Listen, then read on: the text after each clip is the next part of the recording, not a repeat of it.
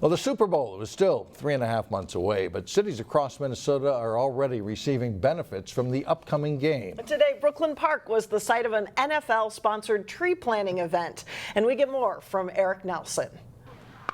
There's a lot of firsts that are taking place in Minnesota for Super Bowl, and that this type of an event is one of them. Thanks to the NFL, Brooklyn Park now has some super trees. It's called the root crown, and you want to bury that right at the soil line. Today, the Super Bowl Urban Forestry program came to Norwood Park and planted 65 saplings that will someday grow into shade trees. This is the kind that really hits our heart, where the trees are out here, where people can enjoy them, and they'll clearly, visibly benefit the community. This is part of the NFL's effort to leave behind a green legacy in regions that host the Super Bowl. We want to reduce the environmental impact of all our activities here. Since roughly June of this year, started planting upwards of about 60,000 trees across the Twin Cities and some of the greater Minnesota area to ensure that we repair a lot of areas. Norwood clearly was ready for this super perk because some of the park's current trees have emerald ash borer. We know ash borer is coming through, especially this park and so many others,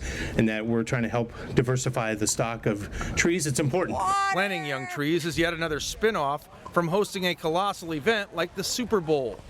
The NFL clearly wants projects like this to succeed. What we want to do is strategically plant trees and restore habitat in areas that can benefit our population most. We need the owner of the project to commit to at least 2 years of maintenance, because what we don't ever want to do is plant something, work on a project, and then have it fall apart and go away 2 months later. There were over 30 volunteers here today at Norwood Park, and the good news about this project is these trees will be here long after Super Bowl 52 is played. In Brooklyn Park, I'm Eric Nelson, CCX News. The NFL's effort to leave a green legacy in Super Bowl host cities dates back to Super Bowl 28 when Dallas beat Buffalo.